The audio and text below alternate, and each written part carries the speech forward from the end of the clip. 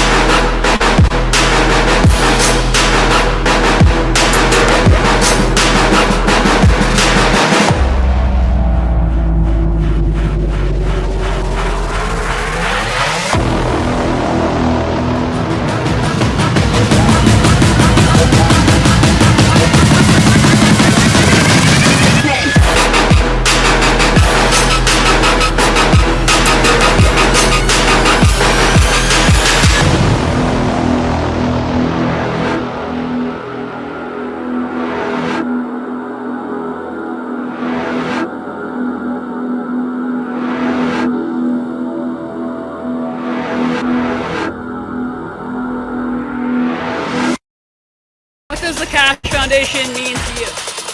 America first.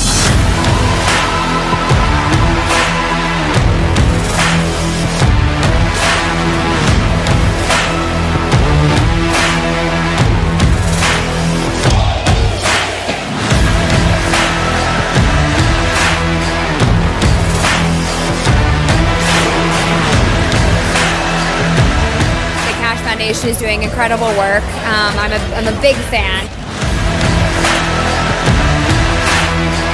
This is our best opportunity of any organization out there right now to fight back against bureaucratic Washington, D.C.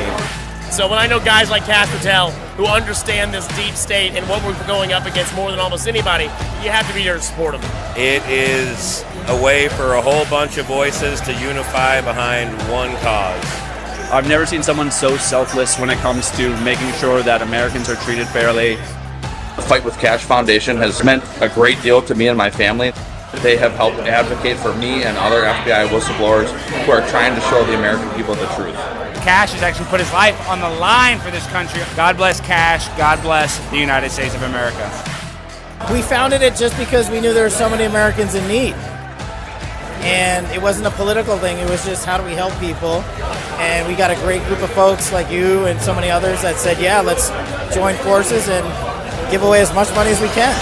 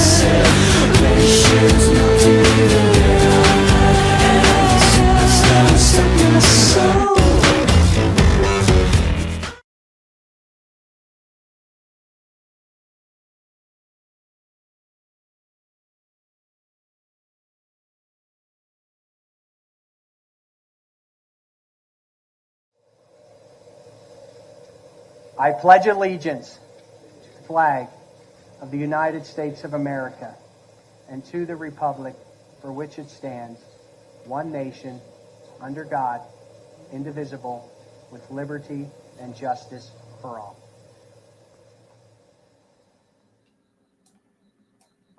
Good evening, True Social family and friends. Welcome to the podcast tonight. We have a very special guest who I'm very proud to have on the show. It is Andrew of Believe Media.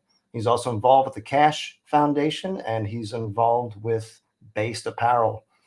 He's a very busy man, we found out. So thank you for joining us tonight. I see we have 46 people in the chat. I just want to give a shout out to the Kash crew. Thank you for joining us tonight. So awesome to have you guys here. We're going to try to have a great time tonight. Hey, Dana. Hey, Sabatru, Maverick, Disco Daphne, Sora, B Skulls, I Am Glover. We got C Swanson. We got so many folks here tonight. This is going to be so based. And I actually found out that the base term is used to describe a person or an opinion that is confident, free thinking, and not influenced by others. So this is definitely going to be a based show. Let me get into the intros tonight. We have behind me my beautiful producer, Patty Pack. Wave hi, sweetheart, with your froggy slipper. And we have my co-host from the West Coast. You know her very well, Bonita Doll 66. Welcome in, Marilyn. Evening, everyone. And how are we doing tonight? I heard you said it's a little hot out there tonight, huh? I got a little portable fan for me because it's so humid and hot out here. I can barely hear it, so it's great. Oh, okay, good. So that's awesome. We are super excited to have Andrew here tonight. All right, it's a big honor. We've been making based promos, and all kinds of memes for based, because it truly is an America first, American based company that puts your money to great use, and it's the company that you'll never have to boycott. So I love their shirts. I love how they wear. I love how they wash. They're so comfortable, and I mean, couldn't ever recommend a better brand to go with. That's America first. And tonight we have, if you're able to subscribe in the chat, the first 3 subscribers to our show tonight will be eligible to receive a free Based Apparel shirt. And you'll just have to hit us up when we call out your names after you subscribe in the show. So it'll pop up on the chat. It's in the chat box. The subscription is $5 a month. You can cancel any time you want to. So hopefully you won't, but because we love to bring you these kinds of sorts of shows, and without everybody's support, it wouldn't be possible. So without further ado, did you want to add anything on that? We're just very grateful to have everyone here, and good luck to the people that have subscribed. And yeah, let's have fun. Awesome. Okay, let's bring in our guest for tonight, Mr. Andrew. What's up? Hey. What's up, guys? How's it going? It's going pretty good, sir. Going pretty good. This is my first podcast ever, so. Oh, wow. It's an honor to be doing it with you guys. Oh, that's so cool. Thank you. Really appreciate that. And thank you for having me, and thank you guys for. I was gonna say maybe we shouldn't do the podcast because that intro video was so incredible. Like, I feel like it's downhill from there. I mean, that video was unbelievable. Oh, thanks, man. Thank you. When I start talking, people are going to be disappointed, man. Like just. No, I don't think so. I don't think so, Andrew. You're a pretty interesting guy. I mean, you were a wildland firefighter for the state of Oregon. You had stints in Capitol Hill with the Chamber of Commerce. You were promotional products. You were in the promotional products industry, direct marketing, and in 2016 you started Believe Media. I mean, how was it being a wildland firefighter? Was it something like crazy? Did you see a lot of action? Was there a lot of fires? Because I know Oregon's like got tons of trees. So yeah. So coincidentally, so it actually ties into my first stint on the Hill, because I was in school and I did an internship on the Hill. So I spent a semester away from college in Washington, D.C. And I was working on the Hill for a guy named Mark Souder, Congressman Mark Souder, who actually passed away about a year ago. And I was really just like, I don't know, I was kind of like looking for adventures, and college kid looking for adventures. And I got to do tours of the Capitol for constituents, and really enjoyed doing that. And then when I graduated college, one of my roommates in DC, from DC, he started telling me, "Hey, I'm gonna go out and fight fires," and I was like, "Okay, I'm gonna come with you." And so my dad and I drove all the way out to Oregon, and coincidentally, it was a pretty slow fire season. So we were kind of just sitting on our hands for a while. I was basically living at a KOA camp outside of Corvallis, Oregon. And Corvallis, Oregon is where Oregon State is at. Okay. And so I was basically just camping out. I had basically everything I owned in the back of my truck, and me and my buddy would just camp out at this KOA camp. And there was this bar in Corvallis that had like super cheap breakfast options. So I could go in the morning and get like eggs and bacon for like, it was like $3. It was insanely cheap. So we were basically bums, and we were just kind of living off the land, trying to make it work, waiting for fires. So finally, they sent us out to the eastern part of Oregon, a place called Pendleton, which, I mean, there's not a lot going on in Pendleton. I can tell you that much. There is a rodeo, and that's like the whole town. Like there's a rodeo once a year, and I think there's a company that makes some whiskey that's pretty good in Pendleton, Oregon. That's it. And so I went out there, and they had a place where you could camp. You could camp out if you weren't working. If there was no fire, you could still stay there and hang out. And so it was an interesting crowd of folks. Like there were a lot of guys that did lots of a variety of drugs. It was definitely like kind of like the people who, lots of people who do this, like there were college kids like me, but there were also like folks who like they would do this in the summer during fire season, and then they would just kind of like roll out and live off food stamps for the rest of the year. And so like that was kind of what some of these folks did. And there was this dude who his teeth were all like messed up, all jacked up, and I assume it was from like meth or something, like from something not so good. And he would always ask to like borrow money, and that was like the rolling joke, like he's never gonna pay the money back. I let him borrow some money, and he like tried to pay me back in like a cheap pocket knife that he found on the side of the road or something like that. Anyway, so it was a rough crew. Coincidentally, my wife, she was at the time my girlfriend, her brother came out there as well, and I ended up on the same crew as him.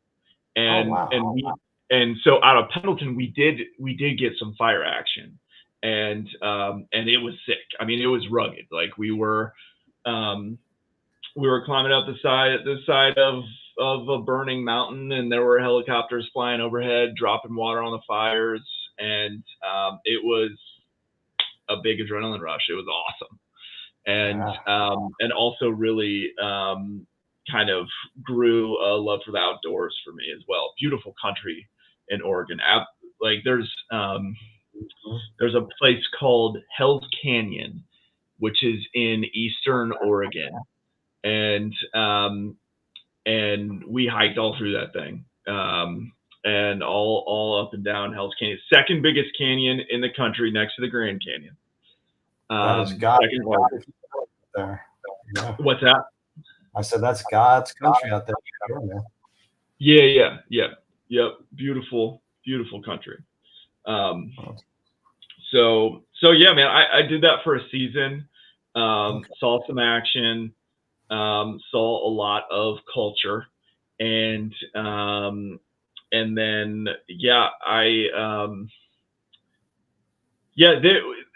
there was a situation involving some guys on the crew. They needed a driver to go get the substances that they needed, the weed that they needed, and they needed somebody who was sober to drive. So that was when I called it. I was like, all right, the season's not over anyway. I think I'm gonna head out. Like I think this has run its course, and so then I traveled down the coast into California, stayed with some buddies in Sonoma, drove down to LA, out to Vegas, to Kansas City for a couple nights, and then back to Illinois. So that was that. But it was wild, man. It was a lot of fun. Yeah.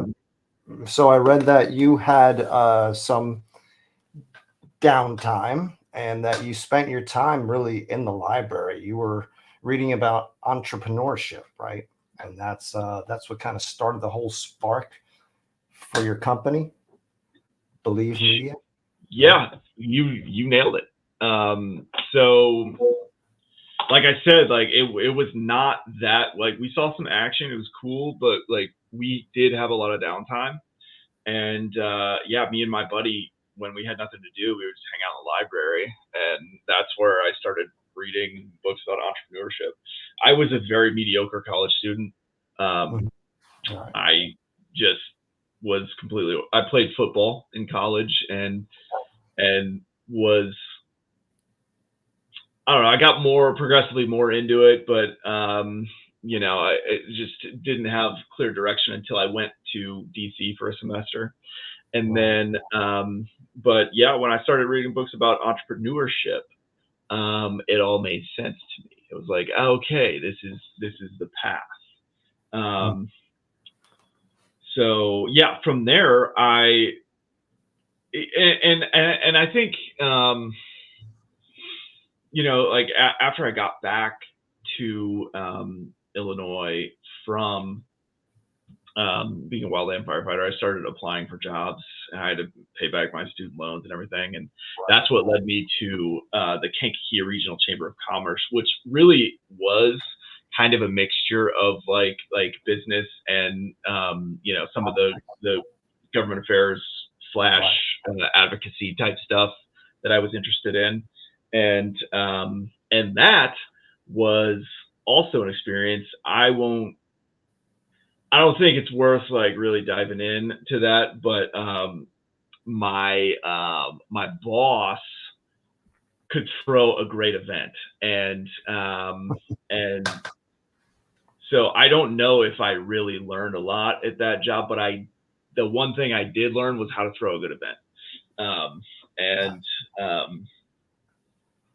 And so yeah, that took me to that was when I got married and everything, and we did a big chamber trip to Washington DC, which I planned and led because I had been in DC for the internship and was able to, you know, kind of show people around town and everything. Yeah, and then shortly after is when Alyssa and I got married and moved to the DC area. The DC area? Oh yeah, that was fun. Yeah. So yeah, we basically rolled into town, and I mean, she's a teacher, so she had a job. I started working on it was 2012, so Mitt Romney was running for president. Yeah, I know. I was you know, just started knocking on doors for the campaign, and figured I'd be able to jump back into Capitol Hill. And I mean, going up to the election, people thought he was going to win. It was just right at the end. And so the influx of jobs that we thought was going to hit Capitol Hill did not. And so, that's where I ended up working for a promotional product company for about a year.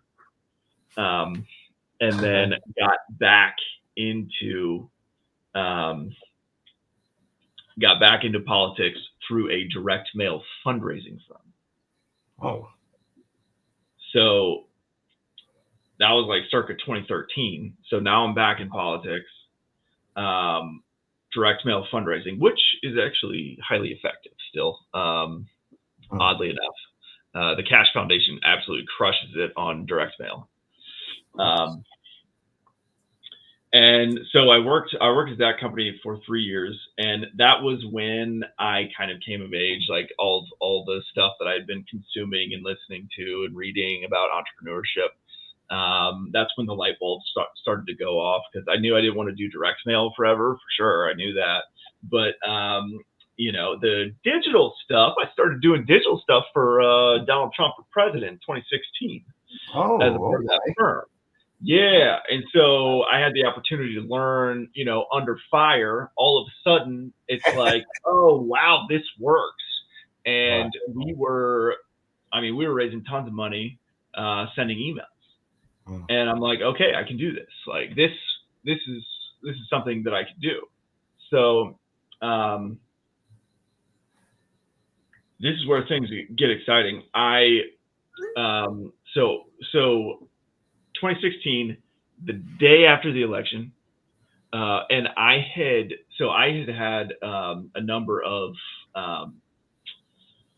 my boss at this company knew that I was ready for whatever the next thing was. I was a pretty high performer, but I think I was a little aggressive for them. I don't know. Anyway, it was time for me to go do the next thing. Well, the day after the election, like it was time for me to go. So I had already started the company, and basically, like, he had given me advice, like, hey, you should tell people that you're going to start this company, and I think that would be good. Well, I started telling people that I was going to start the company, and evidently I told one of their clients. And so the day after the election, this client had gone to my boss and told him that I told him that I was starting a company and was trying to recruit him. So anyway, they walked me out the front door. Long story short, I got walked out the front door the day after the 2016 election. After staying up all night in DC, we were raging, having a great time. I was at the Freedom Works office in downtown DC. I was at the RNC party. Like, we were having a great time. And next day I get walked out of the office. And so, here's the thing. I don't know if I ever actually would have, I don't know if I would ever actually had the balls to start my own company had I not gotten kicked out the front door. So, that was a blessing in disguise. And I started the company, right away. I was ready to go. And nice. That same month, I found out that my wife was pregnant with our first child. Wow. We're still paying off our student loans and stuff, and just doing and living in an apartment. We were doing fine, but it's like, ooh, new company, no income, baby on the way, all this stuff happening at the same time. So, by the way, if you have any questions, just interrupt me. I do actually. I have a question from Sad But True on the chat. He asked, what is Based Apparel's relationship with Kash Foundation, and how did it come about? Hey, that's one of my questions. No. Yeah. So, Based Apparel. So first came the Kash Foundation, then came Based Apparel. So, so Kash, Jesse Banal, and myself effectively co-founded the Kash Foundation. Oh, wow. So it started as so Kash and I met. I was going to say, yeah. How did you meet Kash? Yeah. Okay. So when I left that company and started Believe Media, right, about a year later, that company sued me. And so Oh boy. It was dramatic. So I had a beer with my former boss, and yeah, I just wanted to catch up with him. You know, we had become friends leading up to my exit from the company, and anyway, that meeting that I had with him to grab a beer and catch up turned into them suing me, and so I needed a lawyer. Well, the lawyer that I hired was Jesse Benall, who I just got introduced to. Was in kind of some of the same circles. It turns out Jesse Benall is a really good lawyer, and like we won. Like, we kicked their butts. They basically just wanted to cause me, you know, as much financial harm as possible. But you know, we won the case, and it cost me enough money that I really didn't want to talk to Jesse for a little while. I was like, good, like. Yeah, I was like, I need a break from you, Jesse, man. That was brutal. And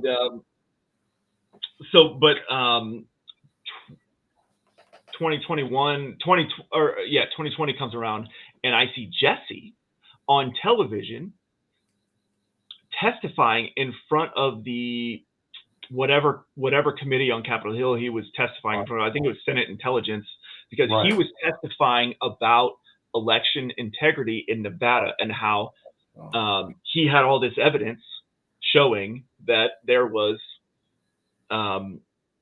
electoral malfeasance in Nevada. Okay, and so I mean, this is all public record.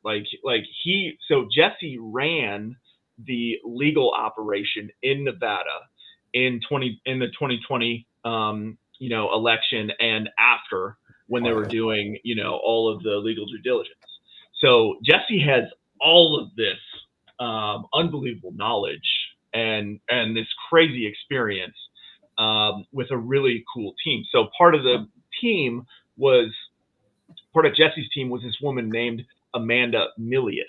Do you know who Amanda Milius is? Not offhand, I don't, sir, but okay, so folks out there that do. Okay, I'll explain who Amanda Milius is.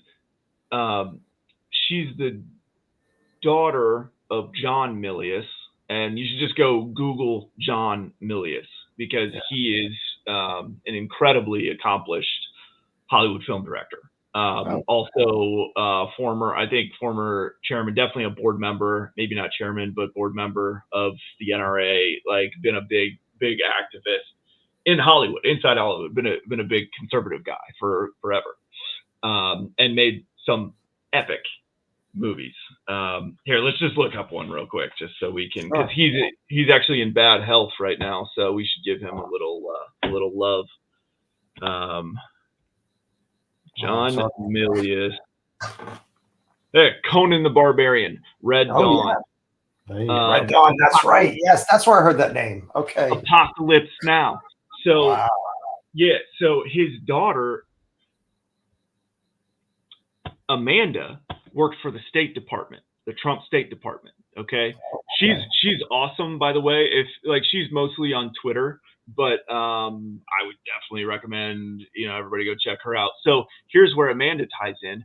Amanda directed and created The Plot Against the President with Kash Patel. Yes. So they came out, because Kash had this experience. Amanda knew how to make movies. So they came out of government to make this movie, because they knew how important it was to tell the story of Russiagate. So that's where Amanda ties in. Amanda and Jesse were friends. So Jesse and I get reacquainted after he gives his testimony in front of the Senate Intelligence Committee, whatever it was. I'm probably saying that wrong. And so then Jesse and I come up with this idea, because we see all the articles of people, of organizations like, I don't want to misspeak. I don't know which publication it was, but there were publications that were basically defaming Kash Patel. And so Jess and I were like, hey, we should do like a legal defense fund thing for Kash. So so Amanda put us in touch with Kash. We met, or Jesse put me in touch with Kash. So I know this is a very long ramble, but I would have never met Kash Patel had I not gotten sued, because Jesse is the one who introduced me to Kash Patel. So so there you go. So Kash and I get together, and Kash, myself, and Jesse kind of started the legal offense fund. We called it a legal offense fund because we were going on offense, not defense. So so I knew, and that was Kash's idea. So I knew right away, like I was kind of like the branding guy, and I knew right away like Kash had a knack for like, you know, a little sizzle, you know, a little branding, panache, and so then it was at CPAC in 2022. This was like really kind of a cool moment for me personally, because like we were all in, you know, somebody gave Kash like a big nice hotel room, so we had a meeting in there, and we had like our first board meeting, and we like officially, like Jesse Bernal was like, and the Kash Foundation is officially created, and you know, it's down in the minutes and everything, and you know, a couple of my employees were there with me, employees / friends, and it was kind of a cool, like, sacred moment. And that's how the Kash Foundation started. Well, Kash immediately wanted to do merch. He wanted to like take our branding and put it on merch, and he wanted to be able to send it to his friends and stuff like that. Well, at the same time, True Social was starting, and so we started doing some merch stuff, and then True Social went online, and boom! I mean, the merch took off. So before we were doing Based Apparel, we were doing the foundation merch, and I mean, it was, we were doing, you know, an incredible amount of merch every month, and you know, as a way to raise money for the foundation. So we were using the merch to raise money for the foundation. And you know, it went so well. It's like, you know, we should probably maybe we should just like turn this into a company where or, you know, we're building a brand and everything. And so that's, you know, how we came to the decision to start Based Apparel, was through the merch success of the foundation, and now we finally got the lawyers to allow us to officially, like the way it was set up, like completely siloed, because you have to be careful how you manage like cash flow, like with the foundation and you know, a company, for profit, not for profit, et cetera, et cetera. But Based Apparel is going to take over the merch for the foundation, and then donate all the proceeds back to the foundation. That's fantastic. Nice. Yeah. So and like we're gonna work the foundation into all of Based Apparel to where, like, you know, a certain percentage of all proceeds will just go right back into the foundation across the board. I mean, it's, you know, it's a no-brainer, and you know, it's I mean, the foundation is awesome. Like, it's just the work the foundation has been able to do has been really incredible. So I'll shut up again. Do you have another question? Well, I think it is a really awesome foundation, and one of the reasons we push it ourselves, Grover and I, on social media, is because we believe in it 100%. It helps veterans. It helps, you know, the J6 victims that are trying to get, you know, out of their bind from the government. And so that's why we are more than glad to keep helping you guys with, you know, social media content, videos, whatever you guys need. Well, no, I appreciate that. And you guys do an incredible job. And thank you. they're so much fun to look at. Awesome. That's what I like to hear. Yeah. Hi, Candy. That's good. Oh, I mean, it's fun to see the creativity. Oh my goodness, like you know, and you know, and I think we all have a pretty similar taste in music too, because I love the music tie-ins that you add into some of your videos, Grove, and yeah, it's a lot of fun. How did you guys end up on True Social in the first place, if you don't mind me asking? Donald Trump. That's right. Mm-hmm. Well, I got banned from Twitter as soon as Donald Trump was banned. And I was on Facebook. Yeah. So I tried other social media, and then finally True Social started, and I was on a wait for a while. But yeah, because of Donald Trump, I wanted to follow him and all the patriots that got canceled. I was tired of that. I was tired of the censorship. I wasn't allowed to speak truth about COVID-19, and I was getting shut down, and they were just diminishing my reach. And I was like, True Social. I mean, we tried to go on, what was it, honey? It was what was the one? Getter. Yeah, Getter. We went on Getter. We were on the Bongino one. I can't remember the name of that one. That starts with a P. And then, Parler. Yes, I was on Parler for a long time. Parler, and then that got shut down by Amazon with their servers, with the server farms and all that crap. And but yeah, Truth Social was the place to go. It's awesome there, and what a better place to go to meet such great people. You know? Yeah, and then I met Grover in Night Shift when he joined us. Every evening he started showing his content, and I was very impressed from the beginning. Yeah.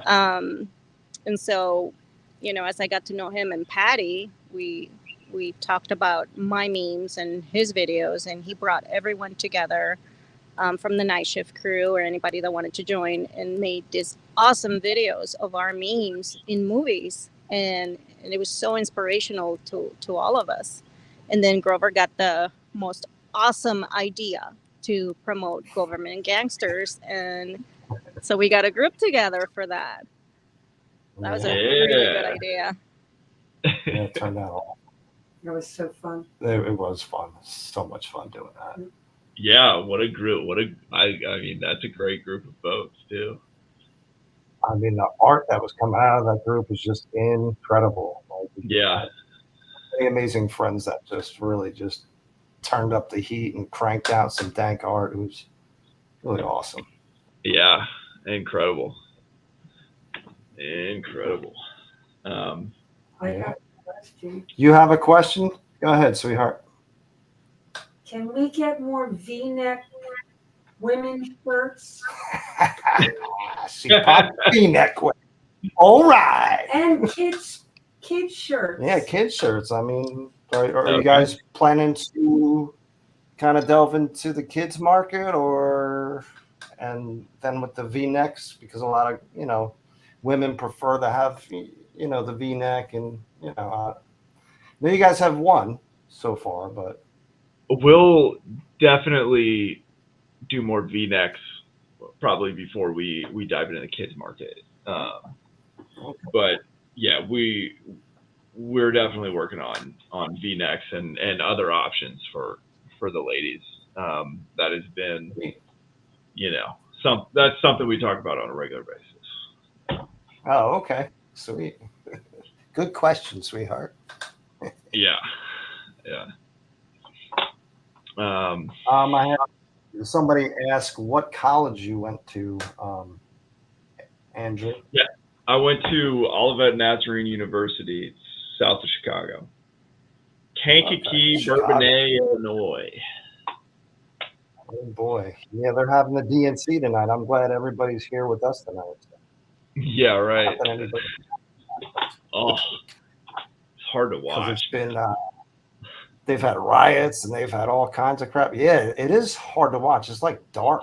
It's like so dark compared to the RNC. I mean, it's just, you can see it. Darkness and light. Like you just see it. It's like everybody's mad. angry. But at the RNC, everybody was about life and just bright, and the music. The house band was incredible there. It was just amazing. Oh yeah, the house band was awesome.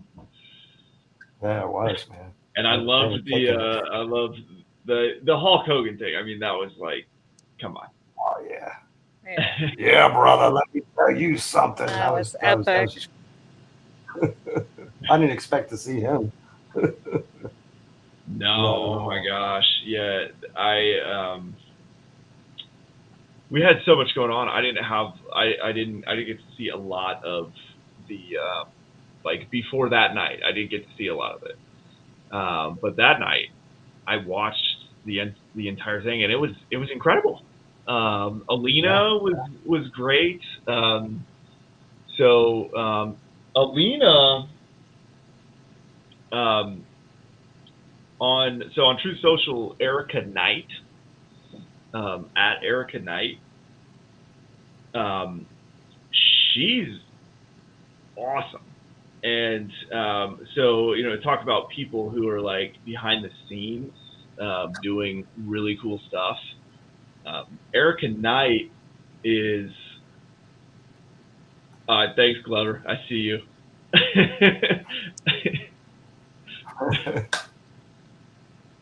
So Erica Knight, what's up, B Skulls? Lots of friends out there. That's fun. That's cool. I put up a couple of comments for you to see. Yeah, that's nice. So Erica's a killer. She's like MAGA all the way. She's got some like premier clients. I mean, Kash is a client, Alina's a client. And I mean, she is just like doing the work. And just a sharp cookie, man. So yeah, that girl's incredible. If you're not following her on Truth Social, check her out. She, I think she helped Alina write that speech. That's why I brought her up, because she helped Alina write her RNC speech. Yeah, man. Oh, the other one that was incredible, that really blew me away that night was when Trump was on stage and he pulled that the check out of his pocket for the family of the guy who died in the assassination attempt. Firefighter. Yes, sir. Yeah. Right. Yeah. So yeah, Dan Newland was the guy who made the donation, and Trump called out his name. Well, the event that the Kash Foundation just had in Nashville would not have happened if it were not for Dan Newland. Dan Newland is a major donor to the Kash Foundation.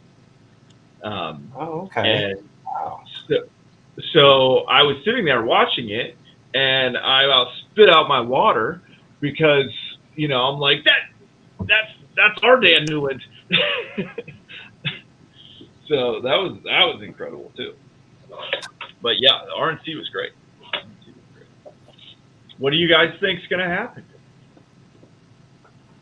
I think we're going to rock it. I think Trump's going to take it, man. I mean, as long as we overwhelm the cheat, defeat the cheat, I think we're going to get it. We see all these signs all the time. Like, people just had it, man. People have had it. They're tired of this. And I, for one, am not going to sit there and listen to cackling Camilla Heels Up Harris for 4 years. I'll go insane, and this country will just deteriorate. I mean, it's already deteriorating now. I mean, Lord.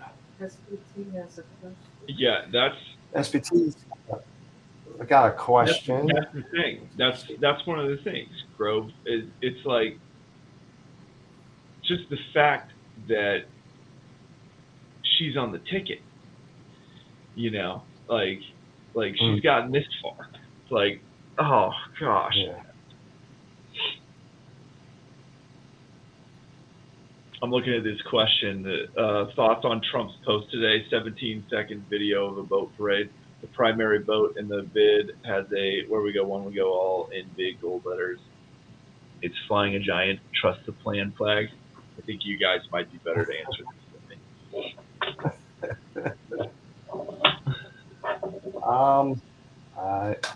I saw it. I don't know what my thoughts are on it. Was it his boat? I don't think it was Trump's boat. It was just right. It was just No, I think he was just supporting, the boat parade for Trump, and it had on the bottom, okay. where we go one, we go all, which is incredible. And Trump retweeted it or posted it actually. So I think it's amazing. And Miss Dana Oaks, I think she said that you guys need to put out some collars for dogs. Some base collars. I think Dana has made that suggestion more than once. Oh, has she?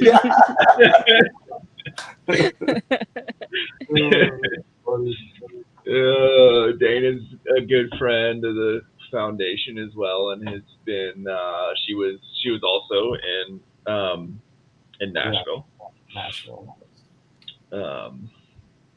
That's funny.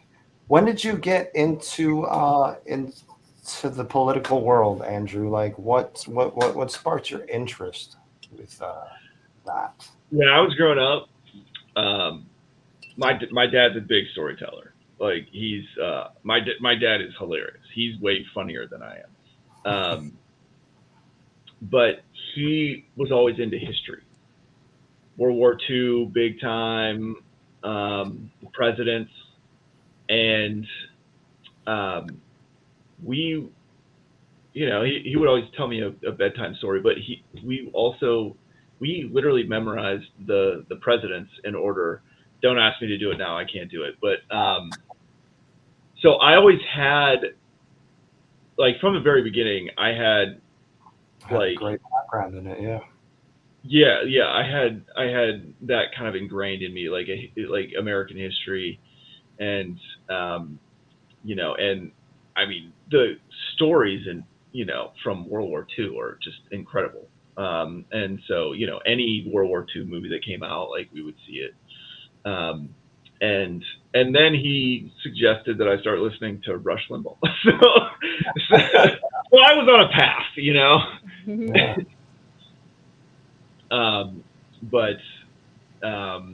And then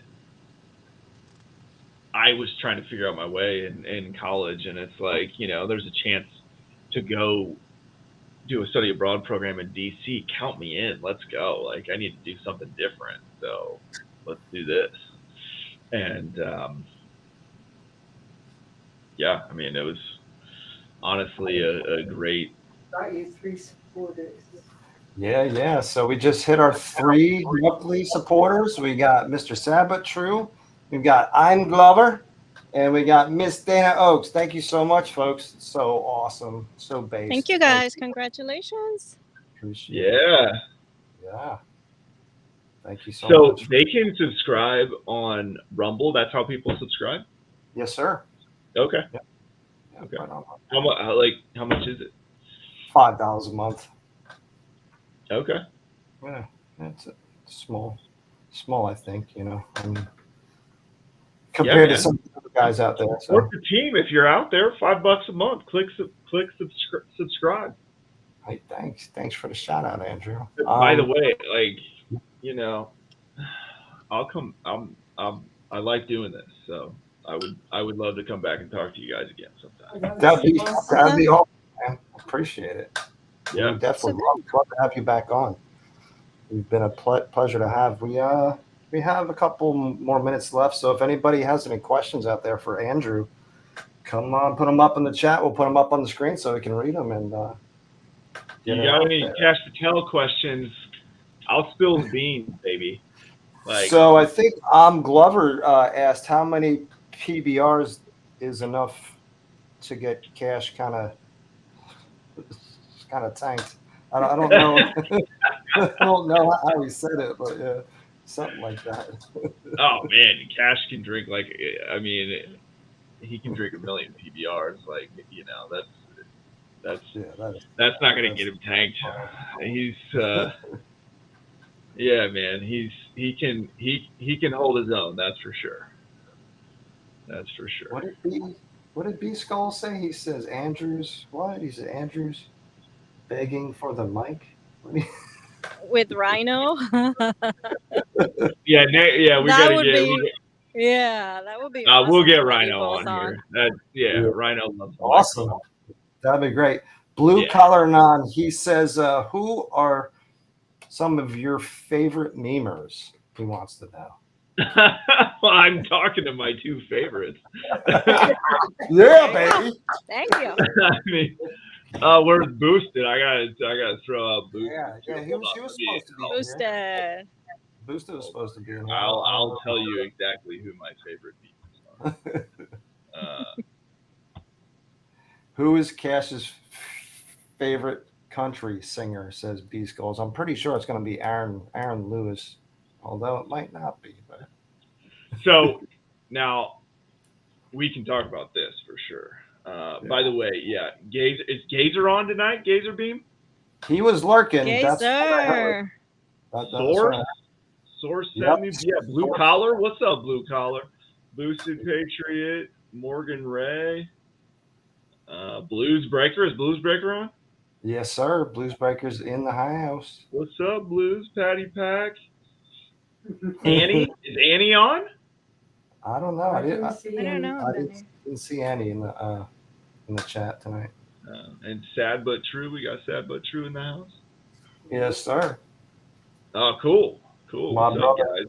Yeah, there's a list of my favorite memers right there. That's a guy you'd love to talk with, Mr. Sad But True. Really smart dude. Yes, really. Oh, we could do When you come back on, maybe I can have him on with us, and that'll be a very interesting conversation. So, sure. If he's interested in it, Do it. Country music. So, I mean, I think definitely Aaron Lewis. But absolutely. I think there's a special place in Kash Patel's soul for Jeffrey Steele. Yep. And so lots of people don't know. Like Aaron Lewis, everybody knows because Aaron Lewis has had an incredible career. You think of like some of those lead singers from the late 90s, early 2000s, like Chris Cornwell, guy passed away. There were some incredible lead singers. Aaron Lewis was one of them. One of them. But Jeffrey Steele, who is on True Social, as is Aaron Lewis, is people don't know him as much because he writes the music. He writes. That's songs. right. He was never famous as a performer, although he's an incredible performer, right, Bonita? Yes, he's amazing. So yes, he's a songwriter. He's had at least, I think he's had like 47 like number ones in some way or another. If there is a playlist of all of Jeffrey Steele's favorite best most popular songs on Spotify, and it's like banger after banger after banger if you like country music. I'm starting to get there with the country music. Starting to get there. That's what got me. What got me there, Grove, because I was never a country guy either. What got me there were the lyrics. Right, lyrics. Yeah. And so Jeffrey Steele is incredible. And so quick story about, you guys can cut me off whenever we got to go. But so Kash somehow got in to help out the State Department. The State Department was opening it. They opened an embassy in Turkmenistan, I think I'm saying that right. It's one of the stands, Turkmenistan. Right. It's in the middle of nowhere, and so Kash, his job was to find the music for the opening ceremony of the embassy. Oh wow. And so Kash gets Jeffrey Steele who's like, he's wearing like, this type of stuff. He's singing, Am I the Only One? So Kash gets Jeffrey Steele to fly halfway across the earth to Turkmenistan to sing, the opening, to perform, one of the stands, to perform for the ceremony. Well, this dude gets on stage and performs "Am I the Only One?" If you don't know "Am I the Only One," just go look up the song "Am I the Only One" and the lyrics. I mean, it's like as far as I'm concerned, it's like the new national anthem. Like it's like the most like for right now these times, like it's an incredible song. And so they really pulled one off, getting Jeffrey up there to sing that song, and so they just had this special experience together, flying halfway across the world, and opening up the embassy, and then flying back. And what Jeffrey said is that he couldn't believe it. People in the audience were singing the words along with it, so people knew this song in Turkmenistan. So the message of this song is not just a song, it's not just a message that resonates in America. It resonates across the entire world. That's awesome. Yeah, it's a very powerful song. It's really good. Yeah. So that is the inception of the Fight with Kash fundraiser that we had in Nashville, was that song, "Am I the Only One?" Because we had the three artists that we had performing at the fundraiser was Ira Dean, Aaron Lewis, and Jeffrey Steele. Those three co-wrote the song "Am I the Only One?" Okay.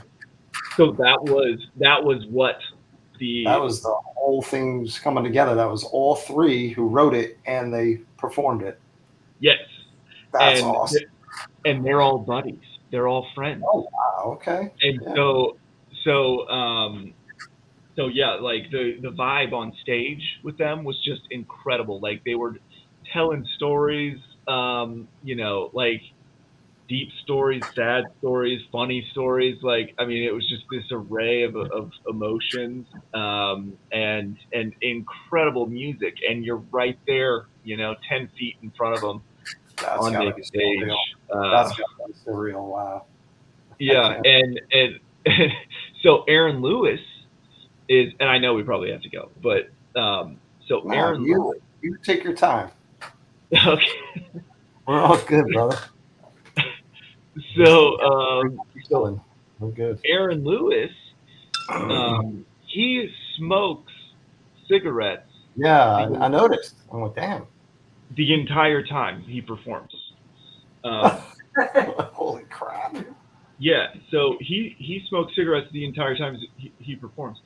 And I'm not kidding, Bonita, like, you can back me up on this, but like, he started out kind of slow.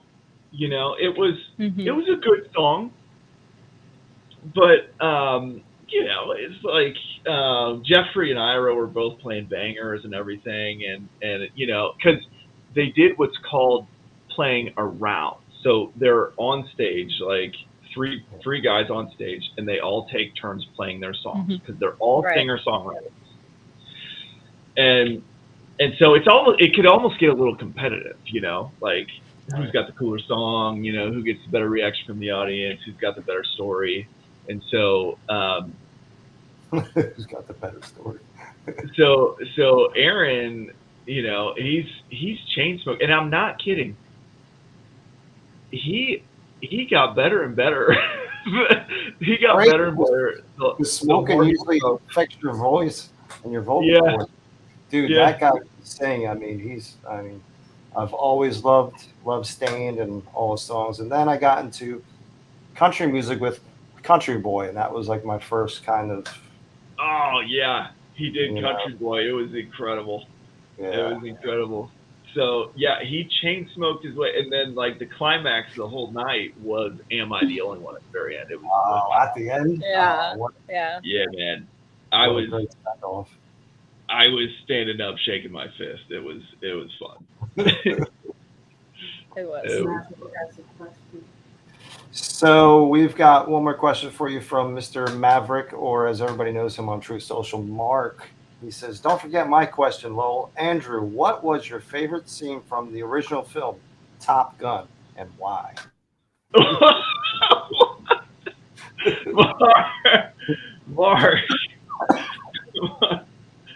Mark, also a very good friend of the Kash Foundation and Base Apparel, among other things. And Mark, whatever scene it is that you always post a meme of, like, that's what I'm going with, man. Laughing.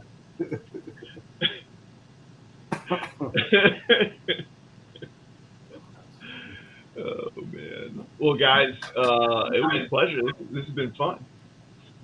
It's been fun. I just want to thank you. Excuse me. I just want to thank you again for coming on with us, having some fun, hanging out with everybody. So glad the Kash crew showed up. So grateful for the 3 people that became subscribers tonight. Thank you, folks, so much for your support. And thank you for everybody that gave us a little donation tonight. It's so much appreciated, and we appreciate putting on this show for you. And we hope that we keep on doing it and keep bringing the. Thank you, Andrew. Just want to thank Andrew again for what a great interview, and yeah, we'll have you on again, brother. Hey man, it was a pleasure, and I really appreciate you guys, and all the fun, cool graphics and everything, and all the help promoting stuff, but also we're not going anywhere, and and yeah, like I said, like, happy to come on. Like, I'll wrangle Rhino and some others. That'll be cool. Cool. Wow, that would be. There's awesome. another Anon guy that does a lot of help for the foundation, and it'd be cool to talk about like some of the grants that we do, because like it actually doesn't get a lot of publicity, because you can't in some situations say like, hey, this person is we understand a lot of times it's sensitive information. Mm-hmm. We understand that in our community here, so we are so No grateful doubt. for social. So grateful for the Kash Foundation and for Base Apparel. Thank you guys so much for the support. I am a proud, affiliate of Base Apparel. So awesome. Appreciate it. Thank you, Andrew. Everybody, thank you so much. And Real we quick, will see you. Grover, can we ma'am. wish B a happy birthday? Today Yes, is let's his wish birthday. B a happy birthday, and Happy at Real birthday, B. I hope it's been awesome. Wow. Thank you guys for all the support tonight. Thank you, Miss Dana. Appreciate it. All right, guys. We will catch you the next time when we are live on Grove Street. We are out. Have a good night. Bye, everybody. Government gangsters are the group of individuals, career bureaucrats, who have been installed by what we call the deep state into every agency and department in the United States government. Had Donald Trump not won in 2016, he would not have exposed the flank of the deep state and their weapon of choice, the two-tier system of justice. From Russiagate to Hunter Biden's laptop to Joe Biden's classified documents case to January 6th to the 51 Intel letter and everything in between. We would never have learned that. These people are dangerous and vindictive, learning from their mistakes and perfecting ways to hide their corruption. It is finally time for a straightforward assessment of the state of our nation.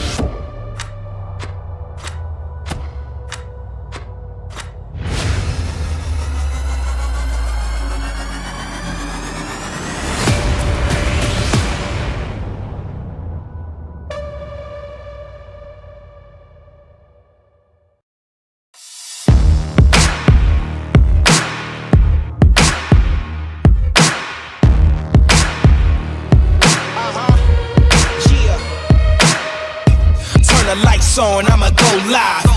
Feeling like a legend in my own time. My legacy, inevitable destiny. I bet I'm gon' shine when it's go time. There's no blocking the prophecy, that's promise. I saw it all, how they fall, and I stood longest. I don't need you to praise me or acknowledge. Can't stop, won't stop, gotta go hardest. I felt the breath in my lungs. Leave me where chances were none. I'll never run. No way my story is done. My legend has only begun. I am the one.